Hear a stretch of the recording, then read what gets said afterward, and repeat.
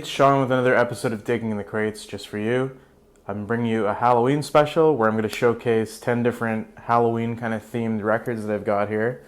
I decided to kind of step away from the music side of albums, and in this case I'm going to showcase more soundtracks and kind of Halloween-y, kind of spooky spoken word stuff instead.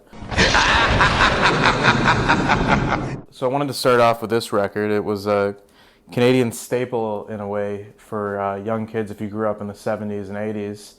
It's called The Hilarious House of Frankenstein.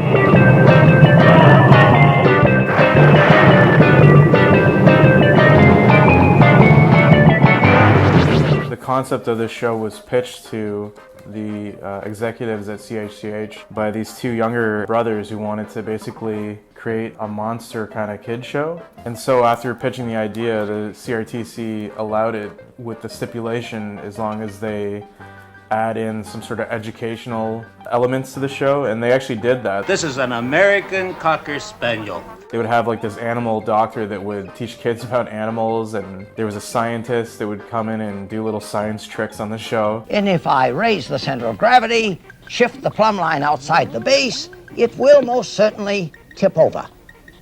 And because they had such a low budget, they ended up just going to Ryerson University in Toronto and scattered out a bunch of broadcast and radio students from their school. You don't say! So this show only lasted like one season, but they managed to get Vincent Price to do all of his segments for something as low as like, 10 grand for 2 days of work. I'll tell you how it works. You really should give a try. For all you do is watch TV and time seems to fly by. But the star of the show was really Billy Van, who kind of portrayed all these different characters throughout the show, like the Count. Hello there, how are you today, Count? Not too bad, that's good. The Witch Griselda. Oh, that's the worst! But one of the particular characters that stuck out to me, even as a kid, was this guy, the Wolfman. I am the Wolfman. Who is a portrayal of Wolfman Jack, the famous disc jockey. He'd come on the show and just like throw on, a classic rock song. And then you just see him and the other character, Igor, on the show just dancing on this psychedelic background.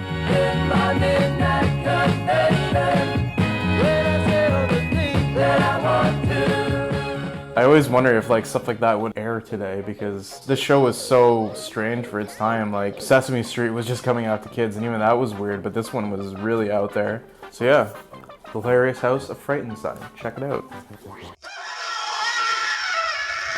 Next record I chose to go with is Godzilla, King of the Breakbeats.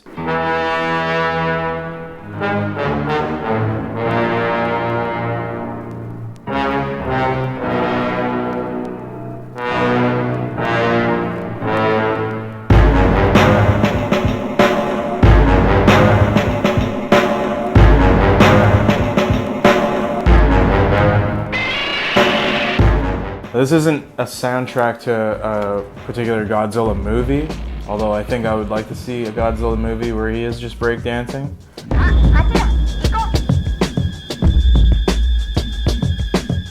This DJ that goes by the name of Boba Fettuccine basically took parts of different Godzilla movies from the scores and remixed them by throwing on hip-hop drums behind it.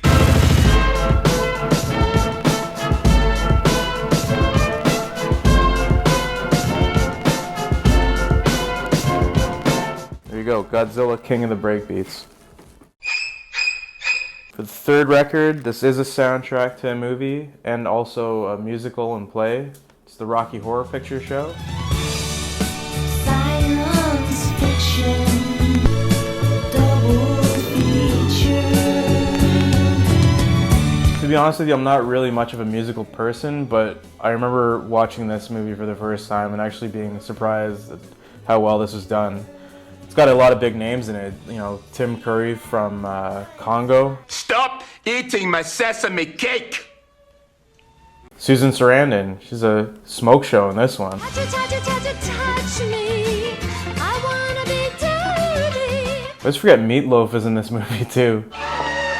It's such a weird movie because they kind of take the horror genre of the 50s and 60s. It was really corny and almost had a really fake interpretation of society, and basically throw them right into the 70s where sexualization was deeply expressed throughout this movie and in society at that time too.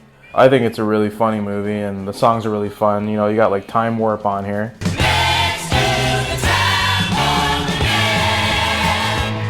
If you've not seen the movie, I highly suggest it. And then when you see that, then listen to the soundtrack. It's a lot of fun. Doing the Time Warp. There we go. Rocky Horror Picture Show. For the fourth record, I chose Blacula because why not, you know? Deadlier even than he.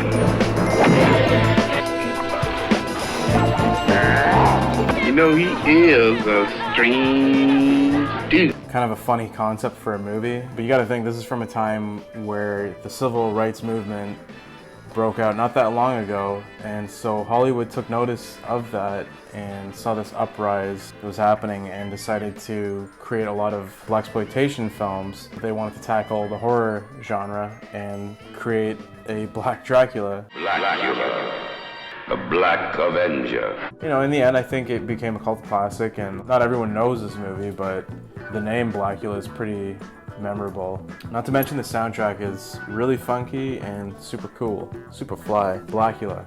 Check it out if you get the chance. Listen to the record. For my fifth record, I chose Orson Welles' radio broadcast of War of the Worlds. Columbia Broadcasting System and its affiliated stations present Orson Welles and the Mercury Theater on the air in The War of the Worlds by H.G. Wells. This aired on CBS in 1939, keeping in mind that radio was television back then. A bulletin is handed me. Martian cylinders are falling all over the country. A lot of people panicked when they heard this being broadcasted on the radio and thought that this was actually happening. It was broadcasted on, I believe, the eve of Halloween night in 1939, and people legitimately thought that aliens were actually coming to destroy the planet. 2X2L calling CQ, New York. Is there anyone on the air? I don't think it matters how old you are or, you know, what generation you came from. I think this radio broadcast still sounds creepy. War of the Worlds, read by Orson Welles. So I'm going to step it up with the creepiness on this one. This is allegedly a live recording of an exorcism that took place somewhere in one of the southern states. She can't talk now. It's choking her. She's sticking her tongue out like a snake. This is the devil coming up in her. This record's called I Am Lucifer by A.A. Allen.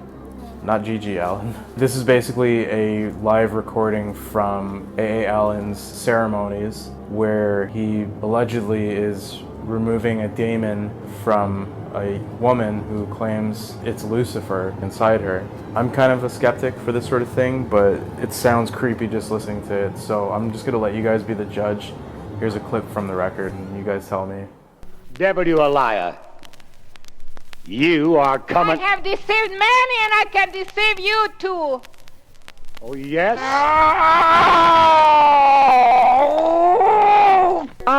Challenge you, you devil. I'm Lucifer. I can't come out of this woman.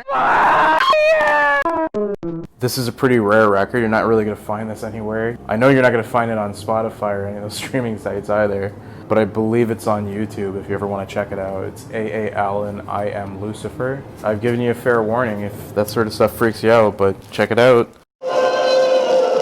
And so while on the topic of demons and possessions and everything, this is a Italian documentary called Angeli Bianchi, Angeli Neri, which is translated to White Angel, Black Angel.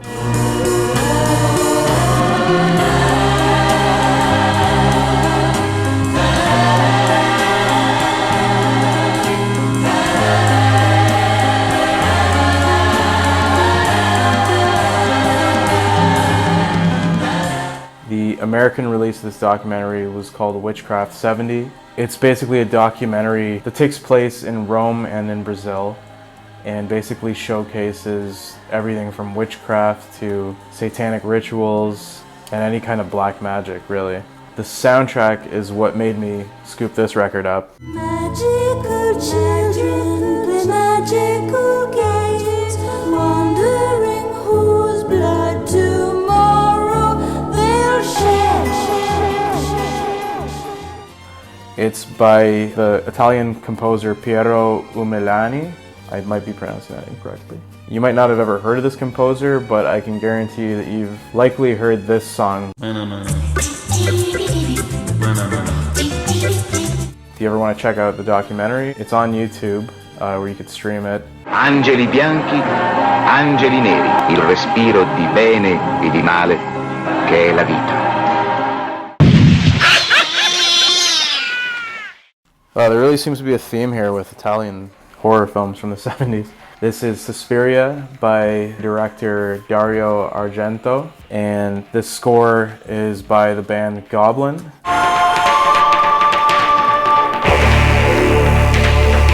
It came out in 1977, I believe, or 78, and it's not like most horror films. It's very stylized. Argento's films are always known for taking on these sort of crime stories that defined the giallo genre. Basically, this movie is about an American ballerina who travels to Germany to attend a prestigious dance academy and ends up uncovering this whole witch coven that's been controlling the academy the entire time and taking some lives at the same time.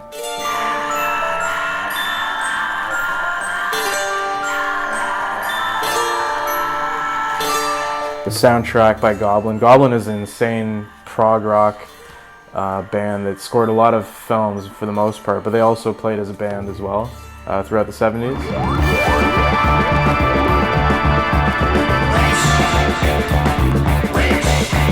I'm realizing now a lot of these records that I have chosen here are coming out of the 70s and 60s.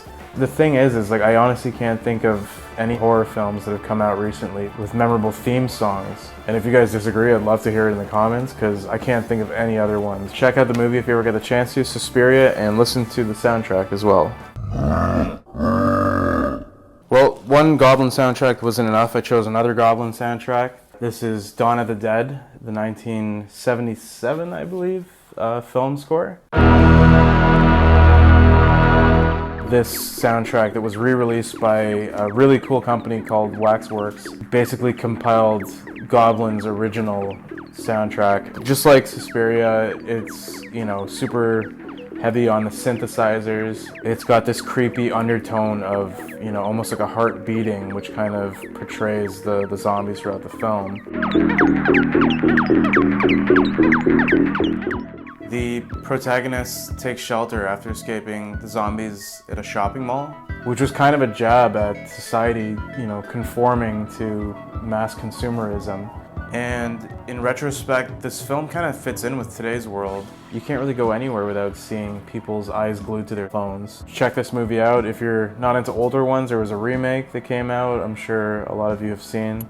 That one I would highly suggest too. But let's be real, nothing beats the originals, right? It is a horrible, hauntingly accurate vision of the mindless excesses of a society gone mad. Dawn of the Dead, the George A. Romero version.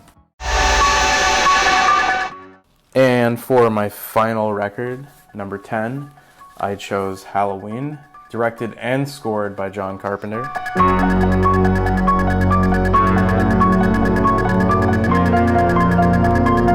This one was re-released on a company called Death Waltz. Just like Waxwork, I really love their artwork. In this one, you can kind of see the raindrops as you move the record back and forth. What can I say about Halloween that you guys already don't know? I remember watching this movie at a friend's house when I was a kid, and I remember walking from his place back to mine at like 2 a.m. and I was only like 12 or 11. And this movie stuck with me so much so that like I had nightmares for a very long time. The idea of this guy just watching you in the shadows at night.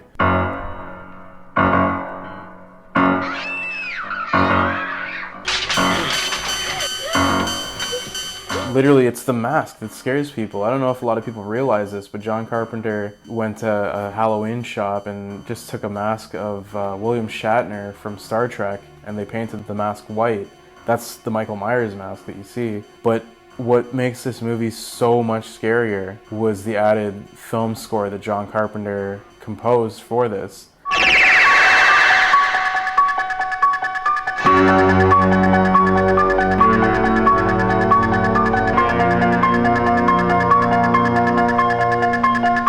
Years later, it's still just as creepy hearing this soundtrack. If you haven't seen Halloween, I highly suggest watching it because it's still to this day one of the best horror movies out there. If you want to scare the crap out of the kids, just throw the soundtrack on, you know? Kids like Halloween too, right? Thank you guys for watching this episode of Digging the Crates. Just want to remind you guys to help support your local record stores whenever you can during this pandemic. I know as we move into the winter months, we're dreading the fact of having to stay inside and watch even more TV than we already have. So I'll leave you with a quote by Alfred Hitchcock when he once said, "Television is like the invention of indoor plumbing. It didn't change people's habits, but it just kept people inside."